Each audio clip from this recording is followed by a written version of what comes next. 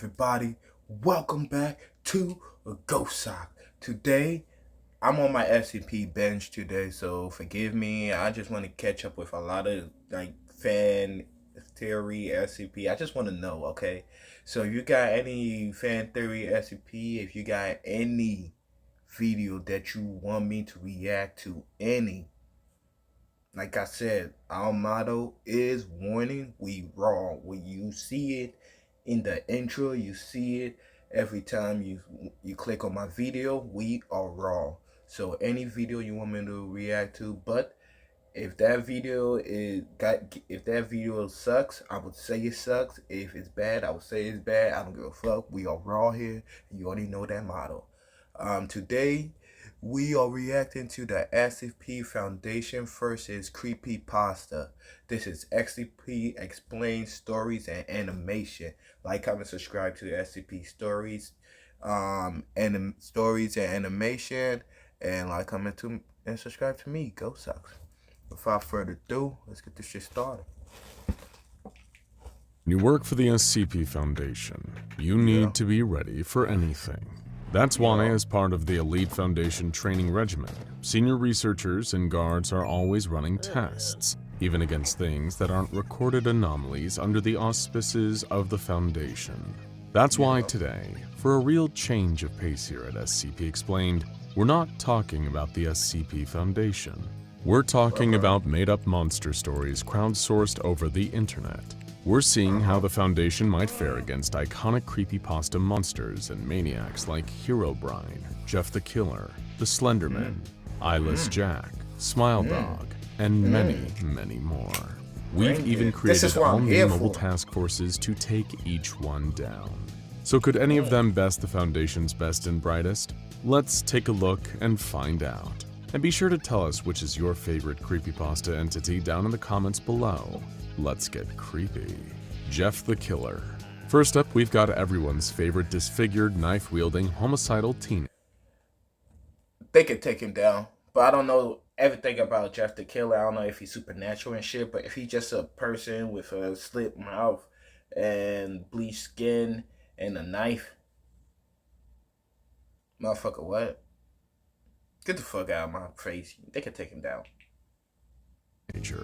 Whether it's his terrifying visage or the iconic go-to-sleep catchphrase that's forever carved into your mind, there are probably a lot of people out there. Hey, yo, fam, I lost my lighter. I can't find my lighter. Hold on for a sec. Where the fuck I put the lighter, man? Shit. Yeah, I'm holding on to shit to find my lighter. The fuck? Y'all know me. I gotta smoke. I gotta keep smoking.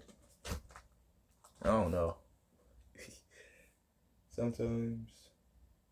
Damn. Yo, Fams, I lost my lighter. How am I gonna spark this? Hold on. Damn. Alright, let's go. Who have lost nights of sleep worrying that this pale-faced monster could be crawling through their window. But we know what you're probably wondering. Isn't Jeff just a serial killer? Why would the SCP Foundation use up its time chasing down any old regular human murderer?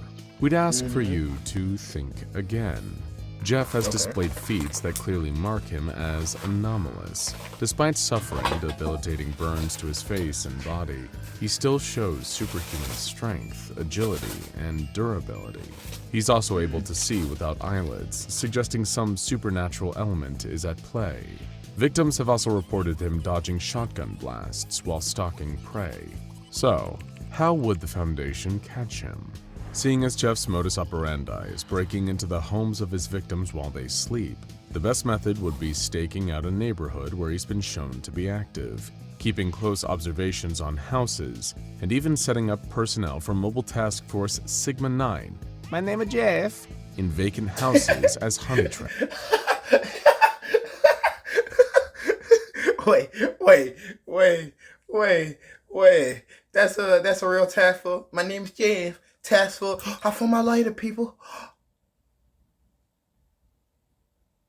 Miracle.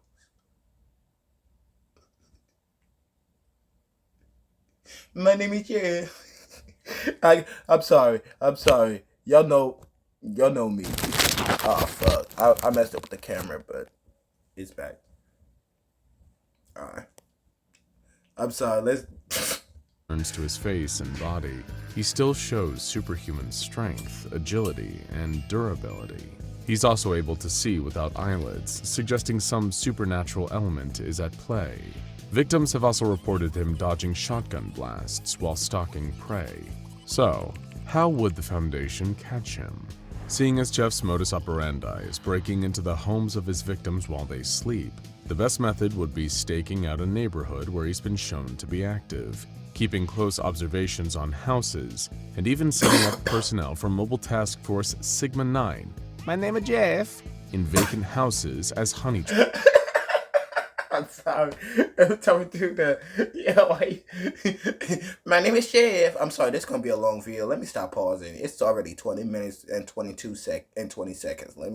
I'm sorry, everybody. I just wanted to hear that. Let's continue. No more pausing. Traps.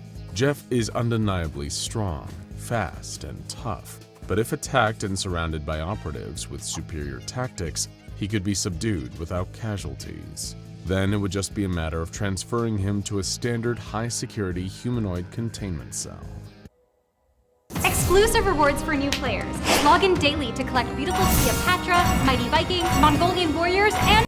Then it would just be a matter of I'm sorry. I'm gonna get ad blocker soon. Ad blocker soon. So please bear with me. I'm sorry. transferring him to a standard high-security humanoid containment cell. Speaking of horrifying creatures that come to you in the dead of night, the Rake. This supernatural entity has been around for almost 1,000 years, as far as scattered reports are aware. It's also been reported across 4 continents, and a huge number of locations within those continents, though most recently, it's been reported in rural New York State and Idaho in the early 2000s. The Rake is an inhuman beast, most often known for its large, frightening eyes and its long, rake-like claws. Not only does the monster feed on human beings, but it also produces a traumatic level of fear in its victims. Thankfully, an entity like this is far more familiar territory for the SCP Foundation. Using their state-of-the-art web crawler software, they could catalog reported sightings as they happen, and use clusters of these sightings to triangulate the location of the Rake and dispatch field agents to perform reconnaissance missions. From there, it would just be a matter of waiting to strike and sending in Mobile Task Force Zeta-13 Rake Steppers, fitted with Dr. Dan's scramble goggles to prevent them from being affected by the seemingly cognito-hazardous effects of viewing the Rake. When the creature is placed in containment, You really think I was gonna pause after hearing that name? Okay. Alright, you know me. Okay. Alright. I'll continue. Okay. and kept in a state of perpetual bright light, it would simply be a matter of applying a Scranton reality anchor to prevent the creature from somehow phasing out of containment. Just make sure you avoid its big, staring eyes in the meantime. Though that won't be a problem with the next creepypasta monster, Eyeless Jack. This stealthy creature has its no eyes on one thing and one thing only: your kidneys. And unless you want to die or spend the rest of your life on a dialysis machine, we recommend you keep your distance from him. He's discreet, devious, and diabolical, and if you wake up in the middle of the night to see him staring down at you, it may be the last time your body is able to filter toxins out of its blood naturally. Thankfully, we have a way to make the Foundation put a stop to his organ harvesting ways. Sometimes to catch a Jack, you need to use a Jack. There's no way to catch Eyeless Jack without delicious live kidney bait, so we'd recommend sending in someone who has kidneys to spare. Dr. Jack Bright. Bright could be the perfect bait without losing his life, luring Eyeless Jack into a decoy house while Mobile Task Force Gamma 391, Hit the Road Jack, prepares to spring their cunning trap and plunge. What is with the names? Y'all trying to get me? You're not getting me today. You're not getting me today. Okay. Hit the road. Yeah. Control yourself. This unpleasant kidney muncher into a humanoid containment cell forever. But our next creepypasta entity doesn't want your kidneys, it wants your life. Smile Dog. Our next entity seems like a harmless little JPEG to the untrained eye. A little freaky, sure, but nothing to lose your mind over. But we know that there's far more to this grinning husky than meets the eye. If some reports are to be believed, this image may even be connected to the devil himself. If you're unlucky enough to see this image in the world, it may already be too late for you. Those who see it, typically as an email attachment from a mysterious address, spend the last week of their life in a hell of the mind before eventually succumbing to a bleak and mysterious death. It's a classic cognitohazardous image, and the most frightening part is that it's self-propagating, with one of the only ways to even mildly alleviate the effects seeming to be spreading the word by subjecting another person to this nightmare. That's when we bring in Mobile Task Force Row 19 Naughty Dog, an elite group of hardened military programmers handpicked from the CIA's cyber warfare unit. They use their very particular set of skills to design web crawler software that roots out and takes down Smile Dog images across the web, and hopefully one day find the origin of this whole thing.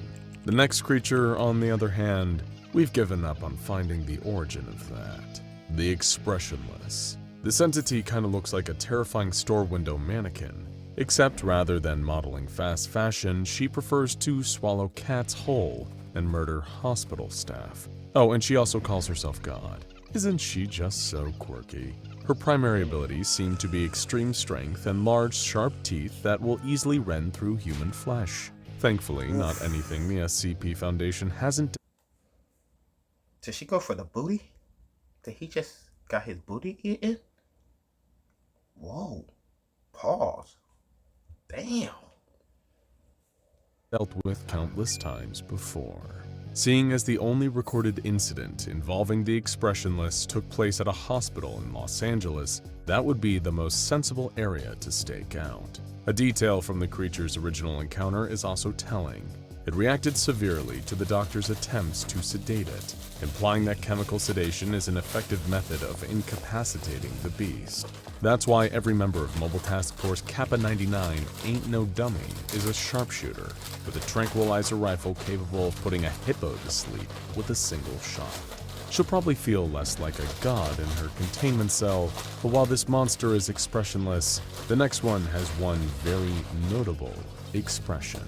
Mr. Widemouth. Compared to some of our other creepypasta contenders, Mr. Widemouth may not look like much, but that, our dear friends, is exactly what this nasty little malefactor wants you to think.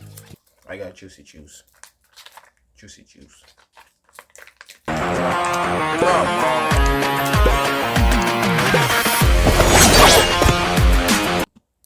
Is exactly what this nasty little malefactor wants you to think. He may look like Gizmo's slightly demented cousin, but his intentions are even more sinister than that of your average gremlin. If you're a kid home on a sick day, Mr. Widemouth might strike up a conversation.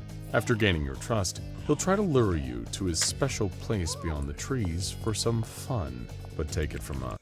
Getting my trust. I ain't trusting nothing that look like that. You got me fucked up. Even as a kid, the fuck? You look like that, how you ain't getting shit? I keep on walking the other way. All you'll find out there is your doom. This crafty little creep's small stature and manipulative stealth abilities might pose somewhat of a challenge for the SCP Foundation, but that doesn't mean they can't get him with a little intelligence and elbow grease. Mobile Task Force Alpha 18, the Smile Smashers, will follow reports of children disappearing from their isolated homes under mysterious circumstances. Then, using an extra-strength butterfly net straight from the folks at Foundation That was some good juicy juice. I just wanted y'all to know. R&D, they can chase down and capture the nasty little monster. But that won't be the case for this next demonic offering. No. This creepypasta legend is the one that captures you. No End House. In recent years, there's been a spike in interest in so-called extreme haunted houses. If you're not sure what these places are like, basically picture a CIA black site with the occasional plastic skeleton. It's all waterboarding, stress positions, and car batteries. But even those places are nothing compared to the nightmare of No End House. It's a moving, possibly even sentient spatial anomaly hiding in a haunted house attraction. And if you find yourself inside, best believe you're never going to see the outside ever again. Thankfully, Mobile Task Force Delta 35, McCamey's Bane, are on the case. Around Halloween every year, they use web crawlers to detect chatter around No End House events, so they can swoop in and intercept, preventing hapless thrill seekers from being devoured by the house and providing amnestic treatment for anyone who has too close of a call. Sadly, the Foundation will not be able to provide refunds for those who already paid. Speaking of paying, you'll really pay if you end up in our next creepypasta location of doom. Abandoned by Disney. Mowgli's Kingdom, an abandoned tropical Disney attraction based on the Jungle Book movie, is abandoned for a reason. It's a hotbed for anomalous activity, including freakishly large mutant snakes, reports of ghostly activity, and most prominent of all, a terrifying photo-negative Mickey Mouse that stalks any hapless urban explorers who happen to find their way onto the site. Of course, the Walt Disney Corporation keeps it all hush-hush, and the SCP Foundation is happy to give them a hand on that front. Even if the frightening photo-negative Mickey was removed from the site, it's likely the other may appear and continue haunting the site. And seeing that the site cannot be moved as a whole, the Foundation's best bet is to form a perimeter around the abandoned Disney attraction, preventing anything normal from getting in and anything abnormal from getting out. Mobile Task Force Omega-17, Sons of Shere Khan, are ever vigilant and maintain a strong presence in the surrounding area. But you don't need to go anywhere for this next anomalous terror. If you're a big Nintendo fan, it might be sitting in your house right now. Ben Drowned. This haunted NES cartridge of The Legend of Zelda Majora's Mask contains the restless spirit of its last owner, a guy named Ben who, well, drowned.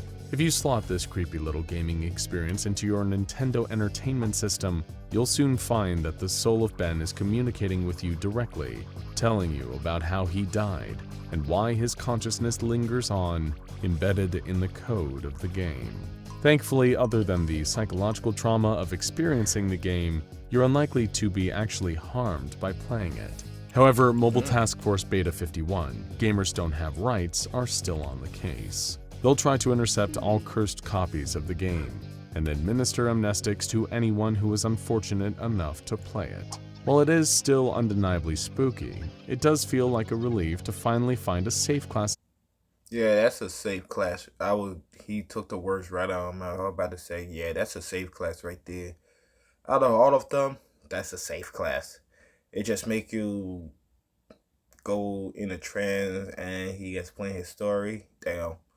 I'm sorry you drowned, bro, but thank God you safe. Anomaly on this list. The same can, sadly, not be said about our next creature, the Goat Man. If you're a fan of camping, then this malicious mimic is going to be your worst nightmare. This monster has existed as a fixture of terror in everything from a number of Native American mythologies to iconic 4chan green text posts. You may be thinking, oh, what's so scary about a goat? But this thing is no goat. Aside from the fact that it's the greatest of all time at getting you to crap your cargo shorts in the woods. First, you'll smell blood in the air, and then feel an odd electrical static, like the feeling all around you right before a lightning strike. Then you'll hear noises, strange noises. Something not quite like a voice, like an animal throat straining to form human words. That's when you might notice your group of friends has one more person than you remembered. And the one thing worse than noticing that is not noticing it. Because if you don't, you may end up as the shape-shifting Goat Man's latest victim. Mobile Task Force Theta 11 Got Your Goat are constantly on the hunt for this. Got your goat. Got your goat. Oh, they're really trying to...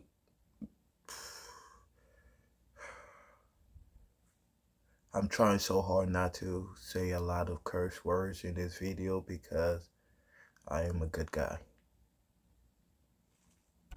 but its extreme intelligence and ethereal nature make it a nightmare to track.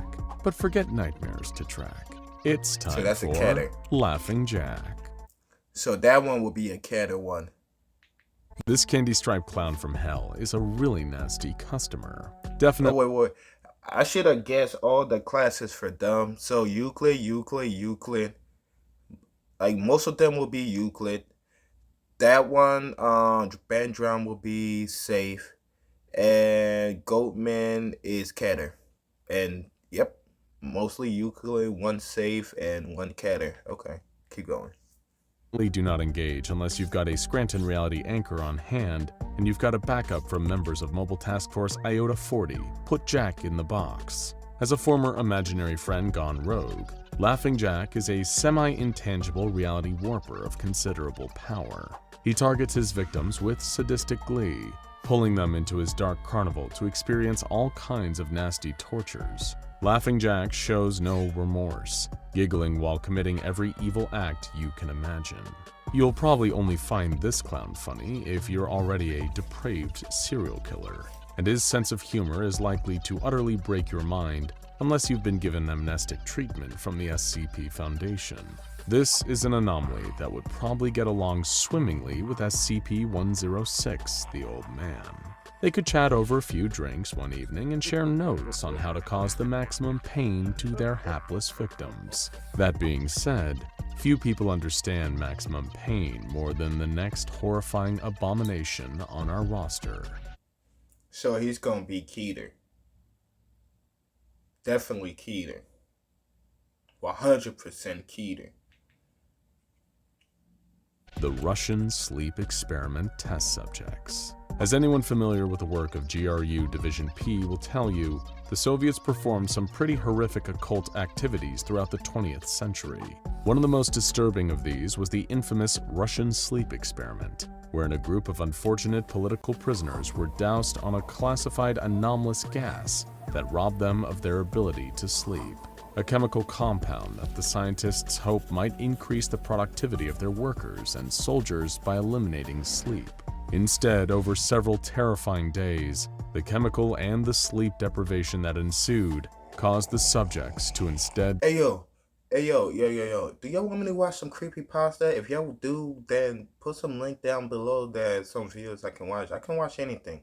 Like, I just wanted y'all to comment. The fuck? become demonic monsters. While current accounts of the story suggest that all the subjects were killed, we can't say for sure there weren't more out there, or that the experiment hasn't been repeated. As such, Mobile Task Force Omicron 8, Nighty Night, is constantly on the lookout for freakish skeletal men wandering through the woods, never sleeping, outside the dark forests where Siberian gulags used to be based. Better safe than sorry, right? Only a doctor straight out of Hollywood would think politicians should make women's healthcare decisions. Better safe than sorry, right?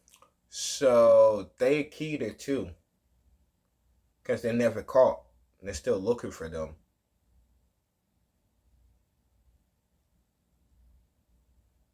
Yeah, they never got caught yet, so they're still looking for them. So they don't know how to deal with them yet. Though, of course, you won't feel safe at all if you've spent your childhood watching scary media, like horror movies or eerie SCP YouTube channels, like and subscribe by the way, or scariest of all, a strange little puppet show called Candle Cove. Feel a little chill go down your spine. Oh yes, you remember this show, don't you? You love seeing all those cute little puppets going on swashbuckling pirate journeys on their adorable boat, the Laughing Stock. Though there was always that villain, wasn't there? You think his name was Jawbone, but that's not what you called him. You called him the Skin Taker, because he always had that long cloak made of tanned human skin.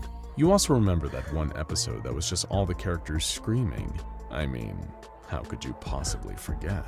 And most of all, you remember asking your mom about it, and her telling you that you never actually watched a show called Candle Cove. You just sat around watching static for hours on end. Of course, the SCP Foundation keeps close tabs on everything related to this traumatic childhood memory. Broadcasts of the show are seemingly impossible to contain. All the Foundation can really do is track down people who have seen it and provide amnestic treatment. Though trust us, there are things that will make your childhood far worse than just watching Candle Cove. Like running into this next iconic... So that's gonna be safe. That's gonna be safe. I say safe. If you got any other thing you're going to label it, then put your labels down. I say safe for that one. Monster, the Slenderman. This terrifying entity is powerful as he is iconic. A shape-shifting, faceless, tentacled nightmare in a three-piece suit who likes to hide in forests and abandoned buildings, either stealing children away or influencing their minds until they become his proxies. Supernatural servants who do anything their inhuman master asks them to. The Slenderman is one of the most powerful monsters in all of Creepypasta, so the Foundation certainly has their hands full with keeping his tentacles under wraps. All that Mobile Task Force Chi 90 Marble Hornets can do is track sightings and keep children out of the woods when the danger of potential Slenderman encounters arises. Getting him actually contained basically seems out of the question. Whew. After all this, we might need to relax. Maybe grabbing a nice sugar-free soda and... Definitely 100% catered then. 110% catered. Okay. Playing a session of Minecraft might make us feel better. We'll be safe there, right? Well, probably. Unless we encounter Herobrine. The SCP Foundation, funnily enough, is actually no stranger to anomalies trapped in Minecraft. They've got SCP-4335, a welt in the Crucible, to thank for that. But this Minecraft horror story is a little more personal. Herobrine is a mysterious user with the Minecraft default skin, except with one difference: completely white eyes. This mysterious figure invades different Minecraft servers, acting incredibly strange towards the people who created them. What makes this more than just some random troll? Well, according to legends, Herobrine is the manifestation of the dead brother of Minecraft's creator, Notch. Naturally, the Foundation doesn't want people running into ghosts on Minecraft, so they dispatch Mobile Task Force Chi 69, blocked and reported, to quarantine any servers where Herobrine is sighted, and spread misinformation that the crafty little entity had never actually existed in the first place. What is the truth of the situation? It's unclear, and that's exactly how the Foundation likes it. So there we have it, folks. Safe. That one is safe. The last one gonna be safe. How the SCP Foundation would counteract some of the most infamous creepypasta creeps and creatures out there. Which was your favorite? Did we miss any? And would you like to see any of these expanded into a full video in the future? Let us know down in the comments, if you dare. No, you clear this safe.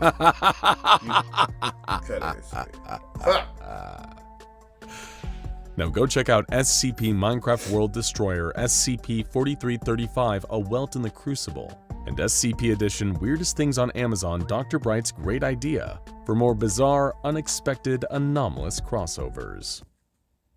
We're gonna watch this one next. Hold on.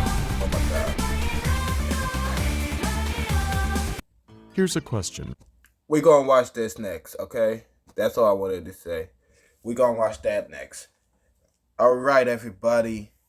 That was it for the video. That was the SCP Foundation versus Creepypasta by SCP Explain, Stories and Animation. Like, comment, subscribe to SCP Explain. Like, comment, subscribe to me, Ghost Socks. I'll see you in the next video. Peace out. This was a good video. Next video, you already know what it is. And then I'm going to put some Baku and probably a music video. Like, probably 2 music video. And we call it a day. So it's coming up, like I said, I only get 2 days off from work. So those 2 days I'm uploading 3 videos.